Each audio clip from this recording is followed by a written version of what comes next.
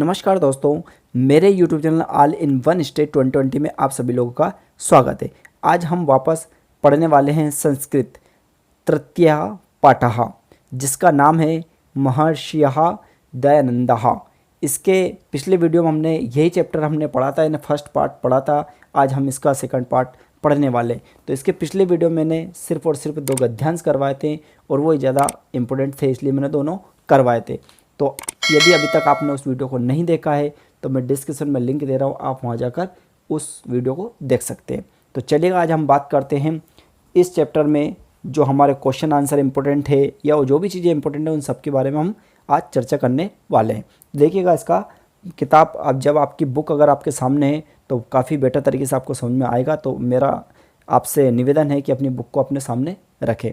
तो देखिएगा, पहला क्वेश्चन आता है हमारा, एक पदेन उत्तरम लिखत। यानी पहले में बहुत सारे क्वेश्चन है, तो हम इसमें फर्स्ट वाला क्वेश्चन पढ़ने वाले, मतलब का नंबर का। मैं आपको बिल्कुल एक एक अक्षर मतलब स्पष्ट बोलूँगा और सन भी साथ में बताऊँगा, ताकि आपको पता चले कि ये इस सन में पूछा गया था, हम उसी टाइप से तैयारी करेंगे। तो देखिए, का वाला मैं पढ़ता हूँ। इसमें क्या क्वेश्चन कह रहा है कि दयानन्दस्य जन्म कस्मिन् प्रदेशे अभवत्।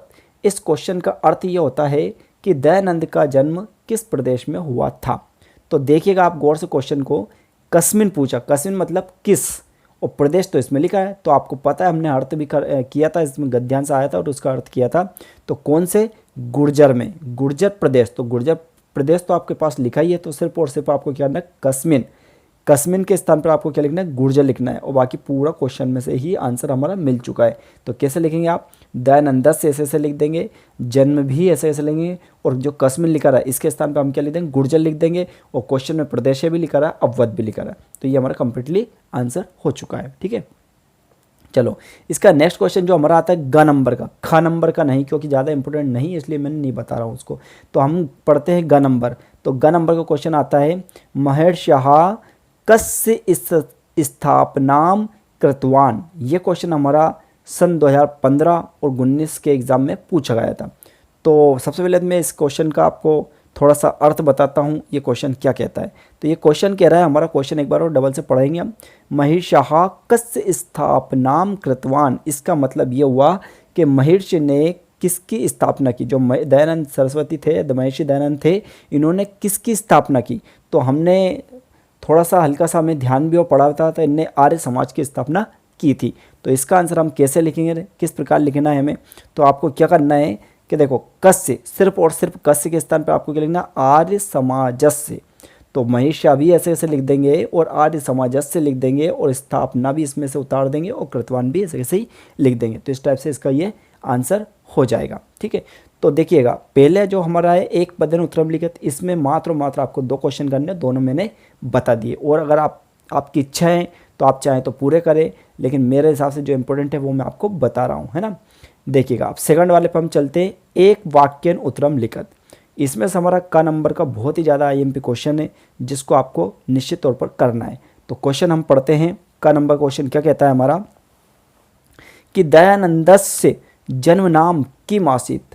वेरी इंपॉर्टेंट क्वेश्चन है ये। क्वेश्चन हमारा सन 2007, 10, 11 और 14 के एग्ज़ाम में पूछा गया था ना कहीं ये आपके हिसाब से, मेरे हिसाब से बहुत ही ज़्यादा इंपॉर्टेंट क्वेश्चन है। तो सबसे पहले मैं इस क्वेश्चन का आपको थोड़ा सा अर्थ बता दूं। तो क्या कह रहा क्वेश्चन हमारा, कि दयानन्दस्य जन्म नाम किम आसीत्, यानी दयानंद के जन्म का नाम क्या था। तो बिल्कुल हमने जब गद्यांश पढ़ा था तो बिल्कुल आपको बताया था, इनके जन्म का नाम क्या था, मूल शंकर था। बिल्कुल राइट, आपको ध्यान भी आ रहा है मेरे ख्याल से। तो हम इसका आंसर किस टाइप से लिखेंगे, तो आपको क्या ना क्वेश्चन में से ही आंसर बनाना है। जैसे सबसे पहले लिखा है दयानन्दस्य, तो आप तो ऐसे से लिख देना। जन्म नाम लिखा है, ये भी ऐसे से लिख देना। सिर्फ किम, और किम के स्थान पर अपन क्या लिखते हैं, मूल शंकराः। क्या लिखेंगे, मूल शंकरा, और राशि ऐसे से लिख देंगे। तो ये हमारा इस क्वेश्चन का आंसर हो गया है ना। चलो नेक्स्ट क्वेश्चन इसी का, ख नंबर का, कौन सा, खा वाला। इसमें लिखा रहा है ख नंबर जो क्वेश्चन आता है वो क्या कहता है, संन्यास, क्या लिखा रहा है, संन्यास ग्रहणानन्तरम महिषः केन नामना प्रसिद्धा। इसका मतलब इस क्वेश्चन का जो अर्थ होता है वो क्या लिखा रहा है, संन्यास ग्रहण, संन्यास ग्रहण से महर्षि किस नाम से प्रसिद्ध हो। जब इनने संन्यास ग्रहण किया था तब ये किस नाम से प्रसिद्ध हुए थे, इसका अर्थ ये होता है। और ये क्वेश्चन हमारा सन 2009 के CSET में पूछा गया था। तो आपको पता होना चाहिए। वैसे गद्यांश हमने जब पढ़ा था इसका अर्थ मैंने बिल्कुल करके बताया था, तो कहीं ना कहीं आपको ध्यान आना चाहिए। तो जब संन्यास इनने ग्रहण किया था तब ये किस नाम से प्रसिद्ध हुए थे? तब ये हमें दयानंद सरस्वती के नाम से प्रसिद्ध हुए थे। तो हम इसका आंसर कैसे लिखेंगे? तो देखो, जैसा कि पहला हमारे क्वेश्चन में लिखा रहा संन्यास ग्रहणांतरम, तो ये पूरा ऐसे ऐसे लिख देंगे। महिषा ऐसे ऐसे लिख देंगे। अब सिर्फ केन, तो केन के स्थान पर आप क्या लिखेंगे? दयानंद सरस्वती। क्या लिखेंगे? दयानंदा सरस्वती या दयानंद सरस्वती। और नाम ऐसे ऐसे लिख, नाम ना प्रसिद्ध ऐसे ऐसे लिख देंगे। ठीक, तो इसका आंसर हो चुका है ना। चलो नेक्स्ट क्वेश्चन की ओर हम बढ़ते हैं। ग नंबर का, इसी का ग नंबर का क्वेश्चन आता है कि महर्षः केशाम उद्दाराय सदैव प्राय दत्त। यह क्वेश्चन हमारा सन 2013 के एग्जाम में पूछा गया था। तो इस क्वेश्चन का मैं आपको थोड़ा सा पहले अर्थ बताता हूँ कि क्वेश्चन का अर्थ क्या है, यह क्वेश्चन हमारा क्या कह रहा है। तो देखिएगा, क्वेश्चन ये कहता है महर्षि किसके उद्धार के लिए सदैव प्रयत्न थे, मतलब किसके उद्धार के लिए सदैव ये प्रयासरत थे, यानी किसके उद्धार के लिए हमेशा ये जागृत रहते थे। तो शायद इसका गद्यांश हमने पढ़ा नहीं, लेकिन अब आप जब इस पूरे चैप्टर को पढ़ेंगे तो कहीं ना कहीं इसका आंसर आपको निश्चित देखने को मिल जाएगा। तो इसका आंसर मैं आपको बता दूं और फिर थोड़ा सा मैं बता भी दूंगा किस टाइप से आपको ध्यान रखना है ना। तो महर्षि दयानंद जो थे, इन्होंने किस प्रकार के प्रयासों के लिए, मतलब किस प्रकार के लिए प्रयास किए, लिखा ना महर्षि किसके उद्धार के लिए, मतलब किस व्यक्तियों के उद्धार के लिए, किसके लिए वो प्रयासरत हुए या प्रयासरत थे। तो देखिएगा, हम इसका आंसर लिखते हैं। तो जैसे कि हमारे पास क्वेश्चन है उसके तरफ हम चलेंगे। सबसे पहले महिषः ऐसे ऐसे लिखेंगे। अब केशाम, तो केशाम के स्थान पर आपको लिखना सबसे पहले तो विधवा। क्या लिखना? विधवा। ये इन्होंने सबसे पहले किन लोगों को ध्यान दिया है? विधवा लोगों का। फिर लिखा है अबला नाम, फिर किन लोगों का ध्यान दिया? अबला नाम। अबला जो नारी होती है उनके ऊपर उन्होंने विशेष ध्यान दिया। फिर दिया है दलित वर्गा नाम, अब दलित वर्गा नाम के ऊपर ध्यान दिया। फिर लिखा रहा गवांग, क्या लिखा रहा? गवांग। गवांग मतलब इनके लिए। चा उद्धाराय सदैव प्रयारत, मतलब इन्होंने जो महर्षि जो दयानंद थे, इन्होंने विधवा जो लोग थे, या अपन कह सकते हैं कि इन्होंने विधवा, अबला या दलित वर्ग का नाम जो लिखा था ना मैंने, जो अभी पढ़ा था जस्ट, ये गवाह नाम लिखा है, गवांग। तो यहाँ पर हम कह सकते हैं इसका अर्थ के अनुसार कि महर्षि ने विधवा, अबला, दलित वर्ग और गो उद्धार, गो मतलब गौ माता, गो उद्धार के लिए सदैव प्रयत्न किया, यानी हमेशा ये इसके लिए जागृत रहे। इन्होंने ऐसा प्रयास किया कि मैं इनका उद्धार करूं। ठीक है, तो इस टाइप से आप थोड़ा थोड़ा ध्यान रखें, जितना आता है इतना लिखे। जरूरी नहीं कि आप सभी बातें लिखें, तो आप चाहे तो मन में थोड़ा सा ध्यान रखें कि एक तो विधवा औरतों के लिए इन्होंने प्रयास किया था, अबला नारी के लिए प्रयासरत किया था, गौ माता के लिए प्रयास किया था। तो इस टाइप से जो भी नाम आपको याद रहे वो सब इसमें लिख दें। ठीक है, तो इस टाइप से इसका ये आंसर हमारा होता है। अब देखिएगा, इसी का घ वाला क्वेश्चन हम पढ़ते हैं, घ घर का। ठीक है, तो इसका घ वाला को जो क्वेश्चन आता है वो क्या कहता है कि दयानंदः, क्या कह रहा है? दयानंदः केशाम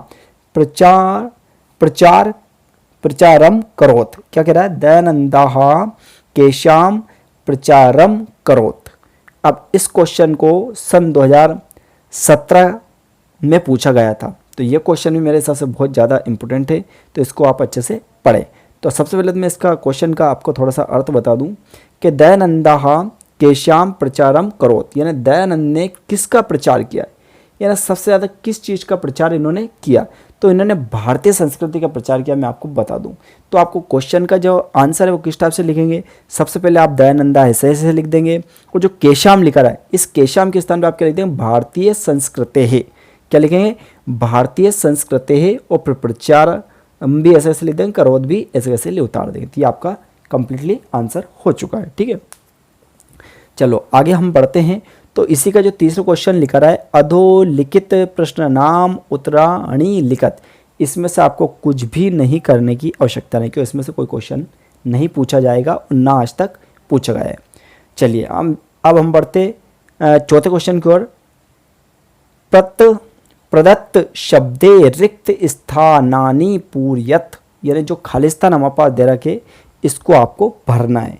तो मैं इसमें से आपको जो इम्पोर्टेंट है, सबसे ज़्यादा इम्पोर्टेंट, उसी को मैं आपको बता दूं, लेकिन चाहें तो आप इसको पूरा भी कर सकते हैं, कोई प्रॉब्लम नहीं। तो पहला जो हमारा खालिस्तान आता है, ये देखिएगा आप, महिषाह, क्या लिखा रहा, महिषाह पूर्णानंद सरस्वती शकाशात, और खालिस्तान हमारे पास दिया है।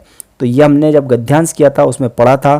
तो इसका सही आंसर आपका ऊपर जो कितने 1 2 3 4 5 दे रखे, 5 में से कौन सा सही रहेगा। तो आपका सेकंड नंबर का, यानी क्या लिखेंगे हम, संन्यासम गृहणात, ये बिल्कुल पहले का नंबर के खालिस्तान में आएगा। सेकंड वाला खालिस्तान हम जब पढ़ते हैं कि दयानंदः मानवान, क्या लिखा है, दयानंदः मानवान, और खालिस्तान लिखा है उद्धर तुम कार्य क्षेत्रे समागतः। तो इस खालिस्तान में आपको क्या लिखना है, फर्स्ट नंबर का, मतलब ये लिखना है आपको अविद्यान्ध का रात, ये आपको खालिस्तान में लिख देना है। फिर ग नंबर का हम चलते हैं कि जनाः खालिस्तान प्रत्या गच्छेयुः इति महिषेः संदेशः। तो इस वाले में आपको लास्ट में जो लिखा रहा वेदान, इस खालिस्तान को यहाँ पर लिखना है, वेदान को लिखना है, मतलब ये खालिस्तान क्या बनाएगा इसमें, वेदान।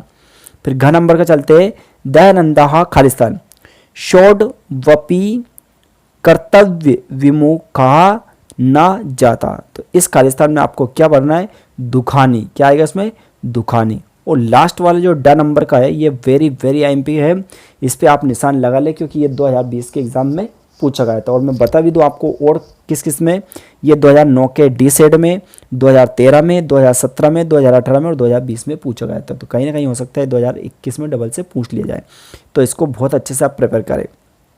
तो पढ़ते हैं, क्या लिखा रहा, महिषाः खालिस्तान शरीरेण अमरहा अस्ति।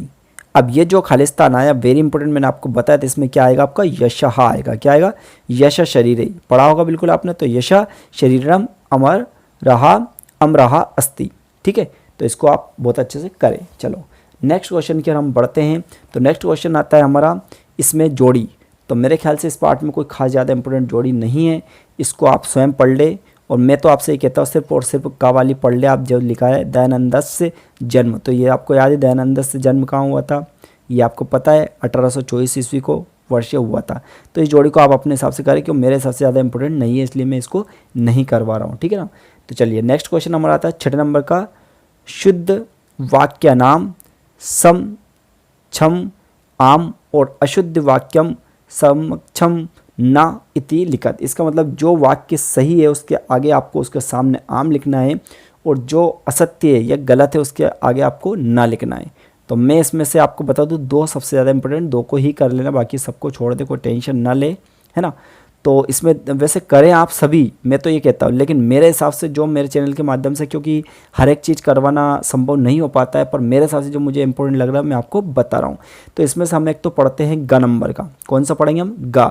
तो ग पढ़ेंगे हम, महिषेः ख्यातिहा सर्वत्र व्याप्ता अस्ति। और ये जो आम नाम था, ये हमारा सन 2009 के सी सेट में पूछा गया था, 2018 में पूछा गया था और 2019 में। और इसका सही आंसर आपका आम, क्या आएगा, आम, मतलब ये सत्य है। फिर इसी का देखिए घ नंबर का, क्या पढ़ते हैं हम, घ नंबर का, दयानंदः सामाजिक कुप्रथा नाम निवारणम कृतवान। और ये हमारा जो 2008 के बी सेट में और 2009 के बी सेट में पूछा गया था, और ये भी क्या, सत्य, मतलब आम लिखना है आपको, बस ये दोनों इंपॉर्टेंट, दोनों ही करना है, ठीक है। अब देखिएगा नेक्स्ट जो हमारा क्वेश्चन आता है वो क्वेश्चन नंबर 7, क्या आता है हमारा, क्वेश्चन नंबर 7। अब क्वेश्चन नंबर जो 7 कहता है वो क्या कहता है, उदाहरण नानुसारम शब्दा नाम मूल शब्द विभक्ति वचनम चलिकर। यानी आपको इसमें से मूल शब्द बताना, विभक्ति वचन वचन बनाना। तो इसमें जब हम कहीं ना कहीं ग्रामर पढ़ेंगे तब इसको ज़्यादा बेटर तरीके से क्लियर कर पाएंगे, क्योंकि अभी आपको समझाना ज़्यादा सरल नहीं रहेगा, क्योंकि थोड़ी बहुत ग्रामर आपको पता होना चाहिए, तभी इसको अच्छे से अपन समझा पाएंगे ना।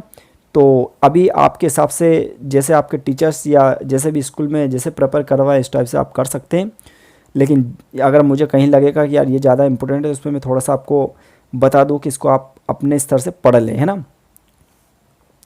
तो देखिएगा मैं ड नंबर का बता रहा हूँ, ड नंबर का आप थोड़ा सा पढ़ लें, ये हो सकता है मेरे हिसाब से इंपॉर्टेंट है। सत्यस्य, क्या लिखा रहा है, सत्यस्य। और मैंने पिछले वीडियो में बताया था, जहाँ पर अस्य नाम का कोई शब्द आता है वो षष्ठी विभक्ति कहलाती है। और इसमें सत्य आपका मूल शब्द हो जाएगा, षष्ठी विभक्ति हो जाएगी, और वचन कौन सा है, एक वचन। तो चाहे तो आप सिर्फ इसको पढ़ लें और बाकी का पूरा पढ़े तो और भी अच्छी बात है ना। चलो 8वें क्वेश्चन की ओर चलते हैं हम। क्या लिखा रहा, उदाहरणानुसारम क्रिया पदानाम धातुम लकाराम वचनम च लिखत। तो इसमें से भी वही ग्रामर से रिलेटेड ये क्वेश्चन है। आप तो ज़्यादा इस पे गौर नहीं करना है, क्योंकि जब मैं ग्रामर पढ़ाऊँगा तो ही आपको बेस्ट तरीके से समझ में आएगा।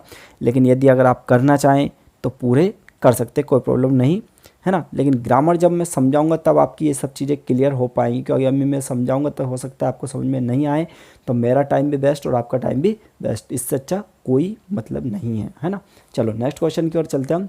9वां क्वेश्चन आता है हमारा, उदाहरणानुसारम धातुम प्रत्ययम चा पृथक कुरुत। तो इसमें भी क्या करना है आपको, धातु और प्रत्यय को अलग अलग छांट कर बताना है। तो ये चीज़ भी जब हम ग्रामर करेंगे तभी इसको कवर करेंगे। तो टेंशन ना ले आप, ऐसा नहीं सोचे कि सर ने क्यों नहीं करवाया। तो मैं जब ग्रामर पढ़ाऊंगा तो ये चीज़ें ऑटोमेटिक आपकी पूरी क्लियर हो जाएगी। और फिर भी अगर आपको कहीं डाउट लगता है तो फिर मुझे कमेंट में ज़रूर आप बताएं। तो इस प्रकार हमारा आज ये चैप्टर कंप्लीट हुआ है। और उसके बाद में जो 10th नंबर क्वेश्चन है, इसमें भी क्या आपका संधि वगैरह आता है, तो ये भी हम जब ग्रामर कंप्लीट करवाएंगे उसी टाइम करेंगे, ताकि तो उसी टाइम के आपका सभी चीज़ें क्लियर हो जाएगी। तो चलिएगा, आज हमारा ये चैप्टर कंप्लीट होने वाला है। क्या हो चुका है। अब आपको फर्स्ट पार्ट और सेकंड पार्ट दोनों की अच्छे से तैयारी करना है। और कहीं पर अगर आपको डाउट लगे तो मुझे कमेंट में ज़रूर बताएं। तो हम हो सकता है इसका हम टेस्ट भी लें। तो हम जब कोचिंग पढ़ाते हैं तो हम उसका टेस्ट निश्चित लेते हैं। तो आप भी इसकी अच्छे से तैयारी करें। यदि आपके टीचर का टेस्ट ले तो निश्चित तौर पर इसमें से कोई क्वेश्चन आपका बाहर नहीं जाएगा, और एग्ज़ाम में भी नहीं जाएगा, इस बात का मुझे पूर्ण विश्वास है। ठीक है, तो आप पूरा दोनों चैप्टर फर्स्ट और सेकंड दोनों पार्ट आप कंप्लीट देख लें और इसको अच्छे से तैयार करें। तो चलिए अब मिलते हैं हम नेक्स्ट वीडियो में। तो पूरा वीडियो आपने देखा और सुना, इसके लिए थैंक्स।